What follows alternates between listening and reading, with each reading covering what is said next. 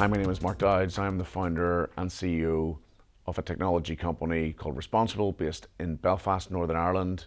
We exist to fight for circularity, specifically in the fashion industry. Hi, my name is Christopher Raeburn. I'm the founder of Raeburn Design. We're based here in Hackney in East London. Been running the company since 2009. We started with a really clear mission statement: how to change the world through responsible design. And our whole business is about remaking amazing things like parachutes, silk maps, life rafts, you name it, reducing our impact on the environment or fully recycling clothing. So Responsible, as I mentioned, is a technology company, and we're focused on not just re-commerce and resale, but the regeneration of items. And we work with brands like Raeburn to help bring those products that have been previously made into basically, and give them a second life, make sure that they're kept in circulation for a lot longer. Christopher, thanks for hosting us here today. Yeah, in this beautiful studio where things are remade. Actually, tell us a little bit about the remade aspect of things in the brand. Yeah, sure. So behind us is our atelier. We're here in East London. This used to be the beating heart of a lot of British manufacturing, clothing manufacturing here in London. And for us, it's really important within Raeburn that we actually physically make things ourselves. And the products that are actually made here in the studio in East London, they've actually been remade from original items. And that can be anything from beautiful parachutes through to 1950s silk maps, through to air brakes, through to life rafts. All of this cool stuff that already exists, we really believe you can take that, harvest it, deconstruct it, and then remake it into useful, contemporary and wearable pieces. It's hard to believe, Christopher, it's been 1 year since we put this partnership together. I was reminiscing this week with some of our team about what we've accomplished in 1 year. I mean, you've been a pioneer in the industry for quite some time, and you took a risk with us as a more earlier stage technology company that really wanted to focus on, as I say, keeping things in circulation for longer.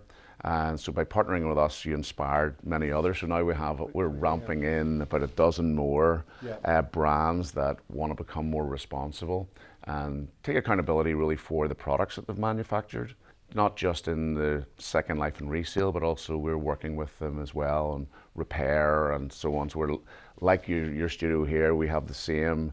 So we're not just technology, but logistics and repair as well.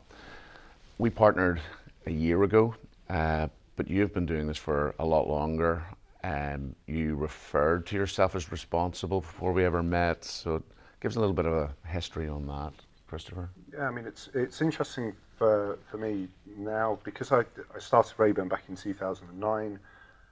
My view has always been that as a designer, you have a responsibility to design in the best way that you can. And what that really means is choosing the best materials, thinking upstream about the choices you're making a product that's going to last for a long time, and then importantly considering, well, what happens at the point of sale? If someone purchases something from Raeburn, step one, we're very grateful, but then also that's where the journey begins. And so we're already now in a position that, and when you and I spoke a year ago, we're already in a position, because our company's 13 years old, that we've got customers, really loyal, brilliant customers, that have now come back to us to say, do you know what, I love what you're doing, but actually I've got 5 or 6 or 7 of your jackets from the last 13 years, and that's kind of normal maybe. So what happens next, and how could we look at thinking about, again, a responsible way to bring some of those jackets back and still empower that customer with their own choice of what happens next. I mean, that was really my interest when we started to talk. And for us to meet you and already working in the full aspect of circularity, bringing things back to life, bringing things that were previously made as something else and giving them a whole new journey, engaging them from a technology perspective to really enable your customers to trade things in, or enable you to buy them back and to control those products in the secondary market. I mean, I think that's really where we began to really close the loop on that. Yeah, absolutely. I think that's the brilliant thing about the world we live in today, that if you can bring together the best of technology and the best of tradition, i.e. you can bring something back, you can have it repaired, which is quite an analog process, but then that's done in the digital world as well. I think that's where things get really exciting, and it gives you an opportunity to, I think, communicate and to operate in Again, a digital space, a social space, the world of Instagram and Facebook and everything else. It's really, really sort of exciting and dynamic, I think, as well. Yeah, one of the things that's been obviously important to you is you've been building a brand that stands for something important.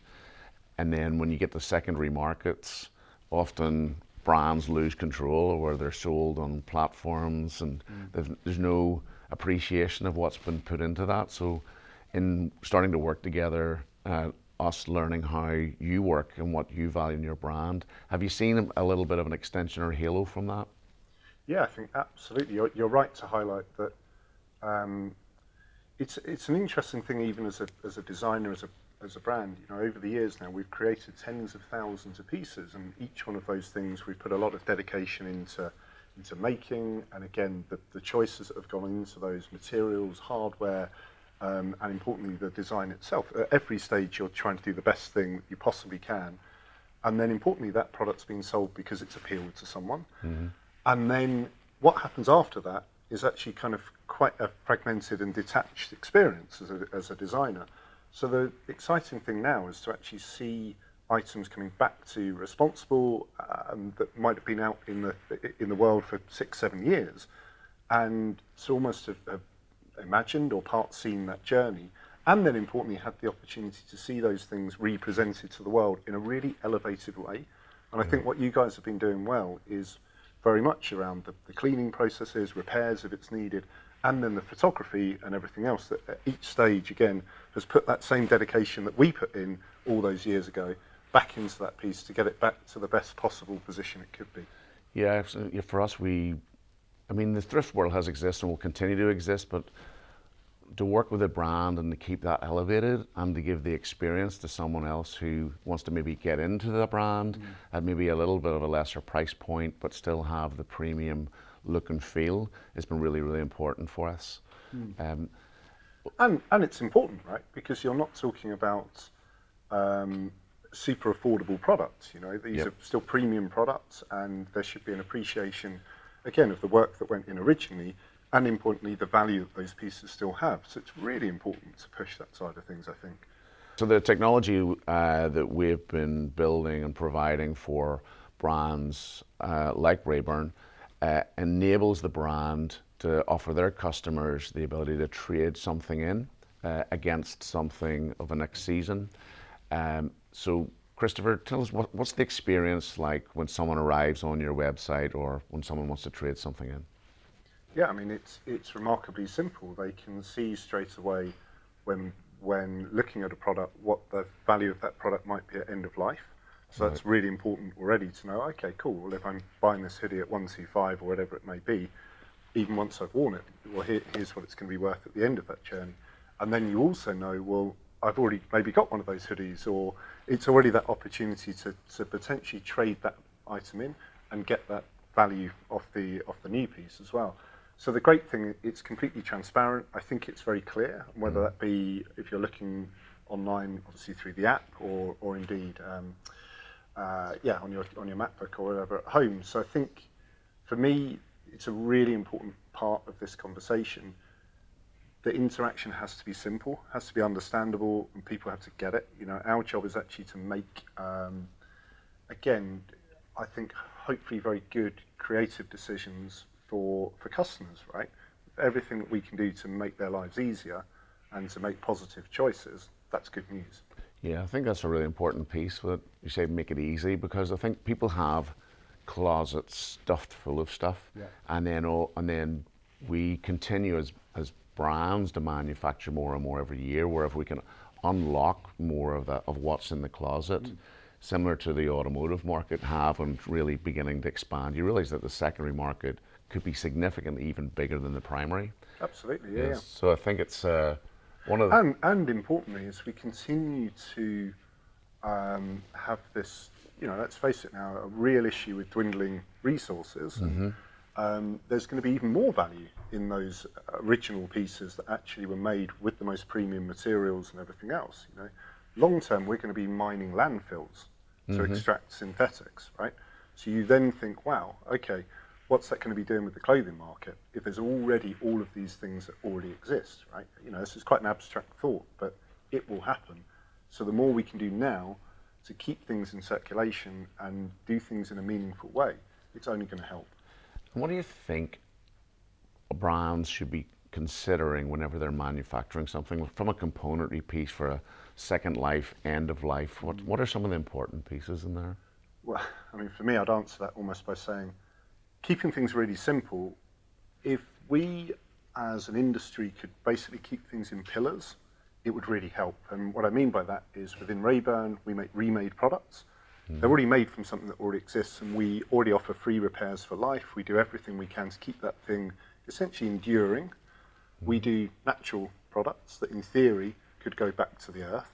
They're not perfect by any means, but if we sort of move those practices towards being more regenerative, that's already a really good step forward. Or we can make things from synthetics, and importantly make them not just recycled but recyclable, and by default monofiber. What we do as an industry at scale and repeatedly is we take something synthetic and we blend it with a natural, so normally polycotton, or it might be a cotton and nylon, and we still can't extrude that at scale, and yet we're making millions, tens of millions of garments like that every year, hundreds of millions. And so if we can keep things simple to begin with and think about things, again, monofiber and in those pillars, it gives us a really good chance to think about, well, what happens next? We manufacture 100 or over 100 billion items annually. This like clothing items, and maybe 1 billion of the planet gets some benefit of that. But if you think about the statistic on, or that math, I mean, it's frightening the amount of things that are being either stashed in a closet or thrown away and discarded. Yeah. I mean, it's got to a point of disgust. Yeah, and to your point, worse still, never even make it to a customer. They're being overproduced to begin with, right? So you're already talking about a decent section. Yeah, and it's really chastening, you know, in a world that's now got a lot of depleted natural resources, that we're still pumping out all of this stuff. And for me, it's important to acknowledge that, you know, a lot of folks need affordable clothing. So there's no qualms with that, and particularly cost of living crisis and the reality of the world that we live in. But for me, this is really a conversation about making sure that garments are truly worn and worn for a sustained period of time. You know, and those are some of the really easy wins that we could do to begin with. What can you do to keep things in circulation before always thinking that you need something new, and worst of all, not even using anything at all? The main challenge of what we're trying to bring to the brands is that, you know, you're manufacturing, take responsibility for those things that you're making, and make it easy for your customers to bring those things back.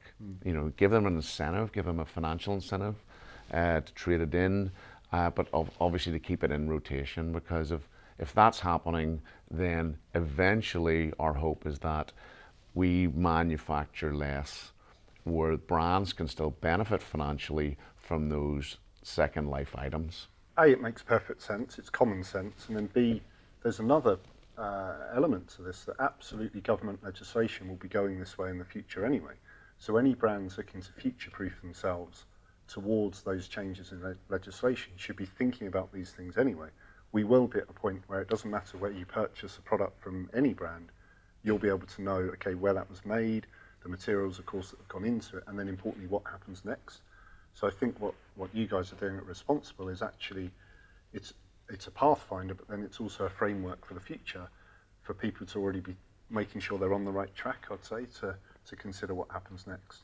Now making it illegal to throw out your socks and other items. So it's I mean, eventually I think the world will waken up to say, look, we can't just chuck this stuff in the bin, you know, and as well for brands to take responsibility for what they're manufacturing. Yeah, things like that, I mean, it's music to my ears. And an example here in the UK, I remember as a student walking into Marks and Spencer's, which is one of our bigger sort of supermarket chains, again, slightly elevated, but walking in at one point, I'm looking just for some eggs. And as a student, of course, I'm probably looking for the most affordable eggs, right? Yeah. But then all of a sudden, M&S had actually said, well, we're not doing we're not doing battery eggs anymore. You can only buy free-range eggs. And so me as a student stood there and went, wow, that's amazing. So I've got kind of no choice, but I've got a choice. I can either spend a little bit more to do the right thing, or I can change my buying habit.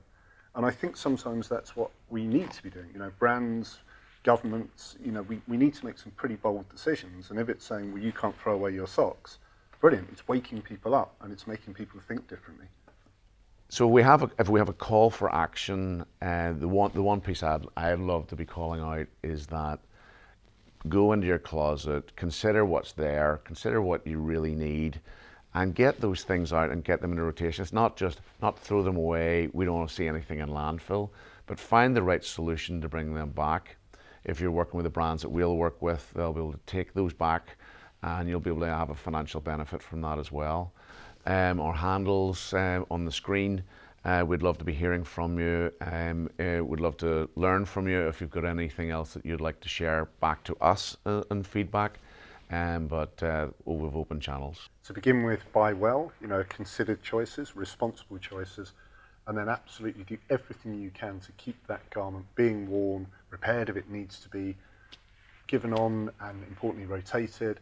And I think it's really just going to be about putting the best foot forward, right? And hopefully enjoying it as well. You know, clothing should be fun, fashion should be fun, and yeah, we do some pretty good positive steps together, we're going to be able to make a good difference.